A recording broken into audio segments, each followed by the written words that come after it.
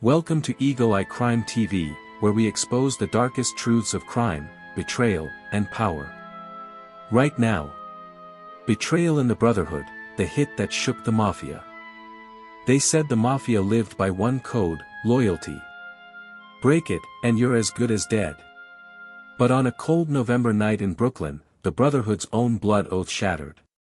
A man once trusted, once feared, walked into a room filled with men he called family, and never walked out again. This is the hit that shook the Mafia. And it didn't just kill a man, it tore apart an empire. The story begins not in the neon-lit streets of modern New York, but decades earlier, in the smoke-filled backrooms of Brooklyn's Italian neighborhoods. Here, loyalty wasn't just expected, it was life insurance. Respect wasn't asked for, it was taken. And the men who ran these streets answered to no one but their boss, the Don. This was the world of the DeLuca crime family, one of the most feared mafia syndicates in the 5 boroughs. At its height, the family controlled construction, gambling, loan sharking, and ran its claws deep into unions and politics. But like every empire, its rise was paved with blood, betrayal, and ambition. And at the heart of that rise was a man named Tony Marino. They called him the Blade. To understand the betrayal that would one day shake this empire, we have to go back to the beginning, to the roots of the DeLuca family itself. The Mafia, or La Cosa Nostra, had long operated in the shadows of New York. Imported from the villages of Sicily, its codes and traditions followed immigrants across the Atlantic.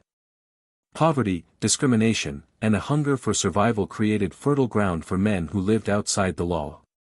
By the 1950s, Brooklyn's neighborhoods were a patchwork of families, both blood and criminal. At the top stood Don Salvatore DeLuca, a man both respected and feared. He wasn't loud. He wasn't flashy. But he was calculating. He built his empire with patience, one deal at a time, one ally at a time, one enemy buried at a time. Salvatore understood something many bosses didn't: power came not from brute force, but from balance. He made friends with politicians. He paid off cops. He made sure the streets stayed in order. Under his reign, the DeLuca family thrived. But every Don needs enforcers. Soldiers to carry out his orders. And this is where Tony Marino's story begins. Tony Marino wasn't born into power. He clawed his way up from the gutter. Born in Brooklyn's Bensonhurst neighborhood in 1942, Tony grew up in a world where respect was earned with fists, not words. His father was a laborer, often drunk, often absent. His mother struggled to feed the family. By his teens, Tony was already running with local crews, boosting cars, shaking down shopkeepers, running petty rackets. What set him apart wasn't just his willingness to fight, it was his precision. When other kids waved knives in bravado, Tony learned to use one with deadly accuracy. A cut here, a stab there, clean, efficient, final. It earned him his nickname, the Blade. By 18, he was feared on the streets. By 21, he was known to the DeLucas. Don Salvatore's underboss took notice of the young tough. Tony wasn't just violent, he was smart. He knew when to stay quiet, when to strike, when to back off. Soon, he became a soldier in the DeLuca family. His first major hit came in 1965, when a rival crew tried muscling into DeLuca gambling operations. Tony was chosen for the job. He walked into a smoky backroom card game with nothing but a knife tucked in his belt. Minutes later, 3 men lay bleeding, and Tony walked out without a scratch. From then on, his reputation was sealed. The Mafia ran on an unbreakable code called omertà. Silence above all. Loyalty above life. To betray the Brotherhood was to sign your own death warrant. For years, Tony lived by that code. He was loyal to Don Salvatore, loyal to his crew, loyal to the family. And in return, he was rewarded with money, power, and respect. By the 1970s, the DeLuca family was expanding. They had judges in their pocket, cops on their payroll, and union bosses who answered to them. Money flowed like wine. But beneath the surface, cracks were forming. The FBI was watching. Wiretaps were planted. And rivals smelled weakness. And in the middle of it all stood Tony Marino, rising higher, becoming more powerful, and hungrier than ever. Tony's loyalty had its limits. He wanted more. He wanted the power of Don Salvatore himself. It began subtly. He started running rackets on the side, keeping profits hidden. He formed secret alliances with younger soldiers eager for a more aggressive boss. And whispers began to spread, was Tony planning to take over? The FBI had its own suspicions. In the late 1970s, agents bugged social clubs and wiretapped payphones. What they heard shocked them. One agent later recalled, "We didn't just hear criminals plotting, we heard a family tearing itself apart. Somebody inside was planning a move. Somebody high up. But the tapes didn't reveal names. Not yet." As the 1980s dawned, the DeLuca family stood at a crossroads. Don Salvatore still held power. But Tony Marino, the Blade, was no longer just a soldier. He was a force of his own. And while the FBI tightened its noose, inside the family a darker plot was unfolding. One night, agents listening to a bugged conversation heard a chilling line whispered over clinking glasses. "The traitor is closer than you think." But who was the traitor? And who would strike first? They said loyalty keeps a family alive. A single bullet proved otherwise. Before the smoke cleared in Brooklyn, a plan had already moved from whispers to orders. One name kept rising from the noise. Tony, the Blade, Marino. You met Tony at the start of this story. A street kid who learned precision before mercy. By the early 80s he ruled corners, shops, and crews like a quiet storm. He wore simple suits. He spoke in short sentences. He kept books that never met a bank. He won people with favors and fear in equal measure. Don Salvatore DeLuca still sat at the head of the table. He moved slow and steady. He liked balance. He liked order. He liked peace while money flowed. Tony wanted more. Faster. Deeper. Wider. That hunger pushed the next chapter forward. Tony built power in layers. He took the street rackets first. Numbers, cards, dice. He taxed every backroom game from Bay Ridge to Bensonhurst. He kept violence off the front pages. He kept debt paid on time. He turned loan books into chains. Miss a payment and a cousin lost a shop. Miss again and a knee met a pipe. People learned fast. He moved into construction next. Concrete was a gold mine. He placed foremen on big sites. He controlled no-show jobs. He skimmed payroll, material, and change orders. He forced suppliers into preferred lists. If a superintendent pushed back, deliveries stalled. If a developer whined, permits slowed. He never needed to shout. He only needed to glance at a union steward. Cranes stopped. Silence followed. Then deals closed on his terms. He wrapped unions with velvet gloves. Shop stewards ate for free in his restaurants. He paid mortgages for business agents. He fixed a dentist bill for a sick child. He asked for nothing on paper. Everyone understood the exchange. Picket lines moved where he pointed. Strikes ended when he nodded. The city paid, and he never signed a single contract. The second clear phrase froze the room. No more waiting. The voice on the tape matched Tony's tone and cadence. Not proof in a court. Proof enough for a man like Salvatore. Still, the Don wanted a face-to-face tell. He asked Tony to ride with him to visit a sick priest in Bensonhurst. He watched the younger man as the car rolled past brick houses and corner bakeries. Tony looked out the window.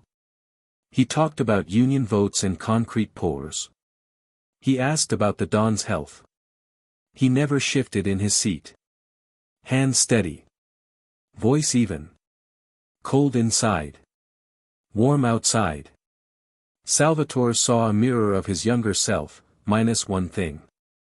Restraint. You see where this leads. The older man who built slow. The younger man who pressed hard. The city turned into a chessboard. 2 weeks after Michael's murder, the brothers Rossi called Salvatore for a sit-down. They said a new crew from New Jersey planned to test Brooklyn garbage routes. They offered help. Salvatore arrived at a back room above a fish market. The smell of brine clung to the air. The Rossis smiled too much. Small talk lasted too long. Then the door opened and Tony walked in with 2 soldiers. He hugged the Rossis. He shook the Don's hand. Salvatore smiled with his lips. Not with his eyes. He left after 10 minutes. He told Enzo to end every open-side deal. He told union stewards to wait before signing anything. He told capos to keep soldiers close to home. Tony read the pullback as an insult. He answered by speeding up. He pushed bigger skim on a midtown tower. He sent a message to a trucking firm that balked on fuel surcharges. The message took the shape of 10 flat tires and 2 broken hands.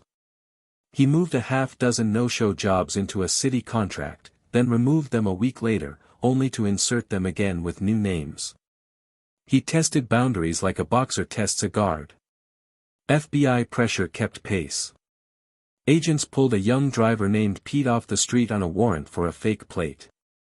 They kept him in a room for 6 hours. He stayed quiet for 4. On the 5th hour he asked for coffee. On the 6th he talked. He described a cold water walk-up used for meats on Thursdays. He named 2 couriers. He mapped a cash run from a Bay Ridge club to a deli in Bensonhurst, then to a church basement across from a funeral home. The agents smiled. They wired the hall light in the stairwell. They got tape of footsteps, nicknames, and 1 clear count. 50 short by Friday. Enzo ran his own trap in parallel. He told one of Tony's lieutenants that the Don planned to swap out 2 stewards on Pier 9. He told another lieutenant that a judge from Staten Island would move a case next Friday. He watched where each rumor surfaced. Both rumors returned to Tony's office within hours. Enzo drew a thin arrow from 2 names to 1 name. Then he closed his book and went to church. You see the gap closing now. Circles on a board. Lines between them. Fewer questions. More certainty. Then came the next blow. A week before Christmas, Tony's crew took over a card game on 3rd Avenue that used to pay a tithe to Michael's widow. The widow's brother walked in and asked for respect. A soldier pushed him out the door headfirst. Word reached Salvatore before dinner. He called Tony at home. You know this story. His voice stayed flat. I heard late. I will fix it. Fix it by morning. It will be done. The next morning the widow found an envelope under her door with rent money for a year. A bouquet sat on her stoop. No note. A few old men nodded. A few young men smirked. The damage remained. The old code had a crack. Salvatore met Enzo in a quiet church. Stained glass threw blue light on the pews. The Don whispered, "If I am wrong, God will judge me. If I am right, I will judge him." Enzo said nothing. He knew the next move. Tony's next move arrived sooner. He called a private dinner at a steakhouse on Flatbush. He invited 3 capos who wavered between loyalty to the Don and loyalty to Speed. He offered them a future. He spoke about money without ceilings. He promised no more waiting for old men. He laid out routes, contracts, and a new table. He did not mention the Don by name. He did not need to. One of those capos, a man named Angelo with a soft voice and hard eyes, left early. He walked to a payphone. He dialed a number only Enzo knew. He spoke 6 words. It is time. He moves now. Enzo met him in a parked car under an overpass. Angelo handed him a brown envelope. Inside sat a cassette and 2 photos. The photos showed Tony at a diner booth with the Rossi brothers and a New Jersey fixer named Palmiro Sarto. One photo captured a handshake. The other showed a napkin with 3 lines and arrows. Piers. Waste. Trucks. Enzo slid the cassette into a small player. Voices rose under street noise. A coffee cup clinked. A chair scraped. Tony's voice came through clear enough. No more peace talks. No more patience. We take the top seat. Then we split the city. I will handle Brooklyn. You handle the rest. Sunday night. Social club on 11th, doors locked. Phones collected. Walk in happy. Walk out king. Enzo stopped the tape. He looked at Angelo. Angelo stared at the windshield. He said, I follow the old way. He opened the door and stepped into the cold. Enzo drove to the Don's house. He handed him the envelope. Salvatore sat at a kitchen table. A pot of coffee steamed. He looked at the photos first. He stared at the handshake. He looked at the arrows on the napkin. He placed the cassette into a small player and pressed play. Tony's voice filled the kitchen. Sunday night. Social club on 11th, doors locked. Phones collected. Walk in happy. Walk out king. Betrayal. The tape clicked off. The room held its breath. Salvatore stood. He walked to a small safe behind a framed photograph. He took out a rosary and a revolver. He handed the rosary to Enzo. Call the men, he said. We host the meeting. Enzo nodded once. He understood the order inside the words. Sunday night drew closer with each slow hour. Soldiers polished shoes. Widows lit candles. Agents read lips in parked vans. The city slept light. At dusk on Sunday, a storm rolled in from the harbor. Rain tapped on awnings and car roofs. The social club on 11th lit up one window. Smoke curled up from a chimney. Inside, chairs lined a long table. Cups waited for coffee. 2 men checked a back door twice. A 3rd man stood near the light switch. A black sedan turned the corner. It stopped by the curb. Tony stepped out in a dark coat. He fixed his tie in the glass. He lifted his chin. He walked toward the door with a slight smile. He reached for the handle. The bolt slid. The door opened. Lights glowed warm. Voices called his name. The door closed behind him. The lock clicked. The door closed behind Tony Marino that Sunday night. The lock clicked, sealing him inside a room full of men who had already chosen sides. The air was thick, cigarette smoke, steam from coffee cups, the quiet hum of betrayal. This was not the meeting Tony thought it was. It wasn't an invitation to power.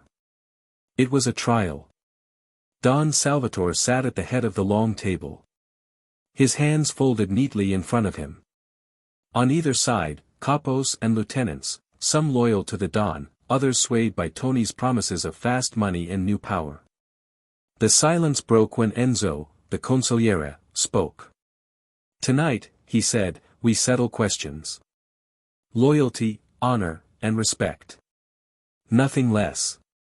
Nothing more. Tony smiled, but it didn't reach his eyes. He scanned the room. He knew half these men had drunk his wine, eaten at his table, and taken his envelopes. But in this moment, smiles meant nothing. Tony leaned back in his chair, voice calm. Questions? Then ask them. But don't forget who fills your pockets. Gasps rippled down the table. The Don's face didn't move. His eyes stayed locked on Tony's. What none of the men in the room realized was that outside, two unmarked vans hummed quietly. Inside them, FBI agents listened through a hidden microphone planted weeks earlier. For years they'd built a case, gathering whispers, photos, coded phrases. But tonight was different. The Bureau wasn't just watching the Mafia. They were watching the Mafia turn on itself. An agent scribbled in his logbook, "Power struggle at highest level. Possible move against Marino imminent." Back in the room, voices grew sharper. Capo Angelo spoke first, his voice low. "Michael Russo is dead. His blood cries out. Who ordered it? Who knew his route, his car, his time?" All eyes turned to Tony. Tony didn't flinch. "You think I pulled the trigger? Michael was a brother. His enemies killed him, not me." Enzo slammed a hand on the table. "You met with the Rossies. You shook hands with Jersey Trash. You promised them half this city. You broke the oath." Tony's jaw tightened. "I made moves for the future. You cling to the past. Salvatore is weak. He keeps us crawling when we should be flying." The room erupted, shouts, fists on the table, chairs scraping. Loyalty cracked into open division. And then, the Don raised his hand. Silence fell. Salvatore's voice was quiet, almost sad. "You think ambition makes you king. But ambition without loyalty makes you nothing. Michael died because of you. And tonight, we decide your fate." Tony stood slowly. His hand hovered near his jacket pocket. Soldiers around the room shifted. Guns loosened in holsters. The air turned electric, every man waiting for the first spark. Tony's voice cut through the tension. "You kill me, you kill the future. You let me live, and I give you the world." A pause. Then Don Salvatore whispered one word. The next moments blurred. A soldier near the door drew first. Gunfire cracked like thunder in the cramped room. Coffee cups shattered. Men dove for cover. Smoke filled the air. Tony moved fast. The blade always moved fast. He yanked a pistol from under his coat and fired back. A capo fell, clutching his chest. Another soldier screamed as blood sprayed across the table. The Brotherhood, the family bound by omertà, was tearing itself apart inside its own walls. In the van, agents froze. Through their hidden mic, they heard the chaos, gunshots, shouting, overturned chairs. One agent cursed. "Jesus Christ, they're killing each other in there." But they couldn't move yet. No warrant, no raid team nearby. If they stormed the club, the Mafia would know they'd been listening for months. So the Bureau sat, listening to a family destroy itself. Minutes later, silence returned. Bodies slumped against walls. Blood pooled on the floor. Tony stood breathing hard, gun still in hand. 3 men lay dead. 2 others writhed in pain. But Tony was still alive. And so was Don Salvatore. The Don hadn't moved from his chair. He stared at Tony with cold, unblinking eyes. Soldiers on both sides waited for his word.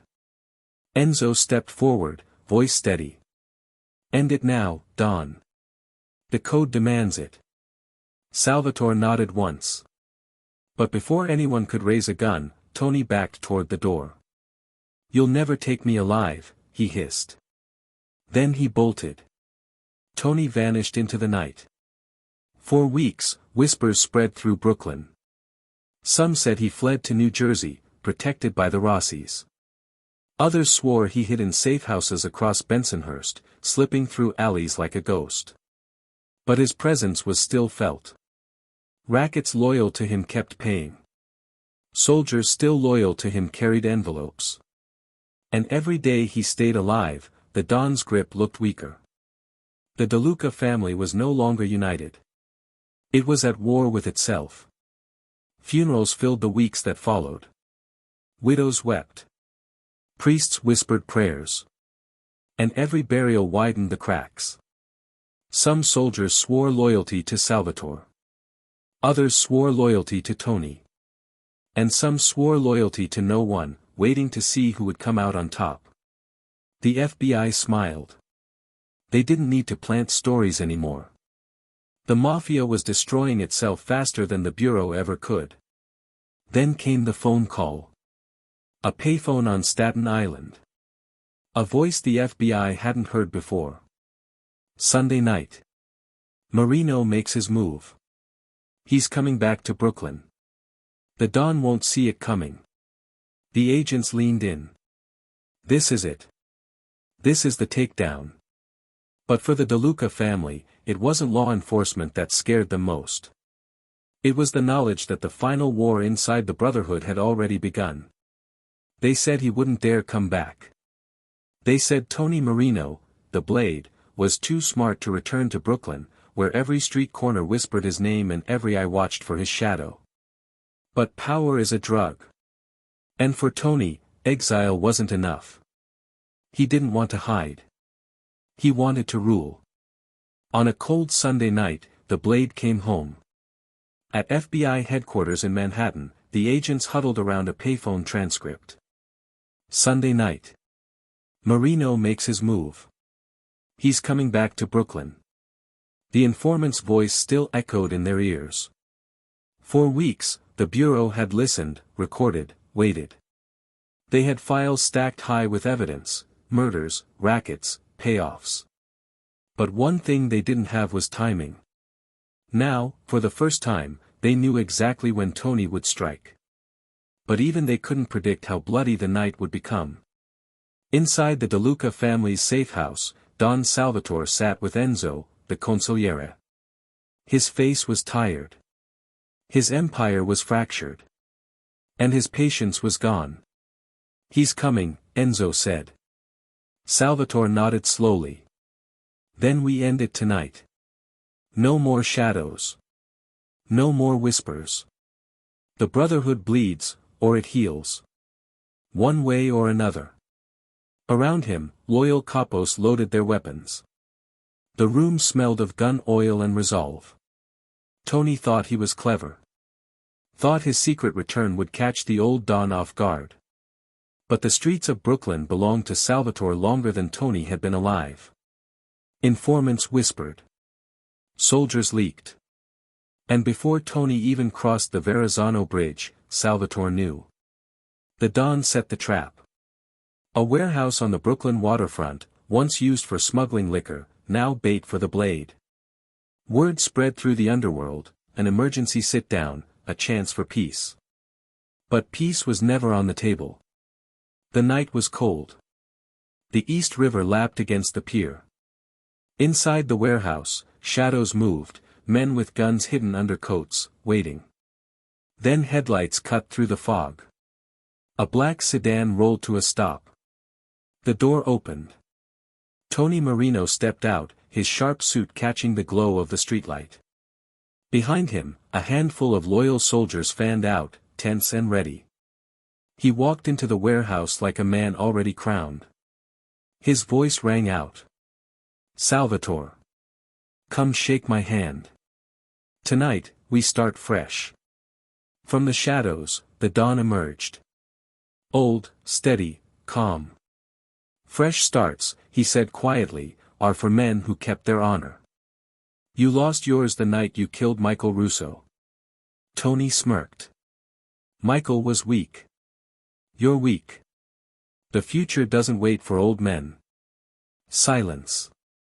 Then Salvatore whispered two words that sealed the Blade's fate. Do it. Gunfire erupted. The warehouse exploded with sound. Bullets tore through wood and steel. Sparks showered as ricochets lit the dark. Tony's men fired back, but they were outnumbered. One by one, they fell.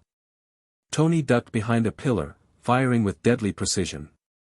Two of Salvatore's soldiers dropped before they even knew where the shots came from.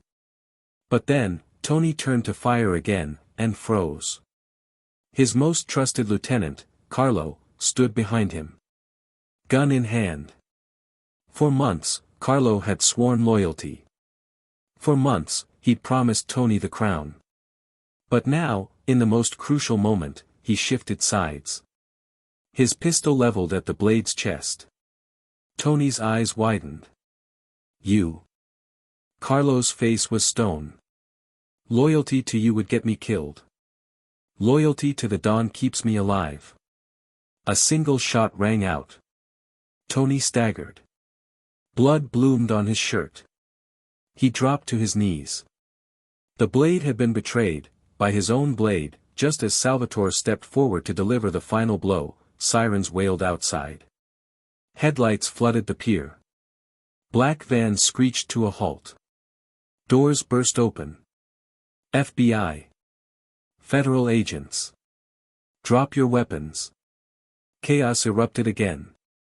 Soldiers scrambled, guns clattered to the floor, others fired in panic. The Bureau had been waiting for this. For months they'd gathered evidence, but now, they had their moment. Inside the warehouse, agents stormed in, rifles raised. Within minutes, the shooting stopped. Men lay cuffed on the floor. Blood pooled in dark corners. And in the center, Tony Marino gasped for air, clutching his chest as the life drained out of him. He looked up at Salvatore, his final words a whisper. You should have killed me faster. Then he was gone. The headlines blazed the next morning. Mafia bloodbath on Brooklyn waterfront. Underworld rivalry ends in betrayal and death. Tony Marino, once the rising star, was gone. His loyalists either dead, in prison, or turned informant. Don Salvatore survived, but his family did not emerge unscathed. The FBI had more than enough to cripple the DeLuca empire. Raids, arrests, indictments, within months, dozens of soldiers faced trial. The Brotherhood that once ruled the streets of New York had been gutted from the inside. Not by outsiders. Not by rivals. But by betrayal. In the years that followed, stories of the Blade became legend. Some said he was too ambitious for his own good. Others said he was born to be a boss, but betrayed before his time. And Salvatore? He lived long enough to see his family's power fade. He died not by bullet or betrayal, but in prison, an old man remembering the night he crushed his most dangerous rival. But the truth was simple. The Mafia oath, loyalty, respect, silence, was broken the moment Tony Marino chose ambition over brotherhood. And once that code is broken, the blood never stops flowing. This was the hit that shook the Mafia. A story of ambition without honor. A story of betrayal that destroyed a family from within. And it leaves us with haunting questions. What is loyalty worth in a world built on fear? How long can power last when betrayal is always waiting in the shadows? And in the end, does anyone in the Brotherhood ever truly win? Thank you for joining us on this journey into the shadows of organized crime. This has been Betrayal in the Brotherhood, the hit that shook the Mafia. If this story gripped you, stay with us. On Eagle Eye Crime TV, we bring you deeper into the underworld, where truth is darker than fiction. Like, comment, and subscribe. And remember, stay curious. Stay vigilant. Because in the world of crime, the next betrayal is never far away.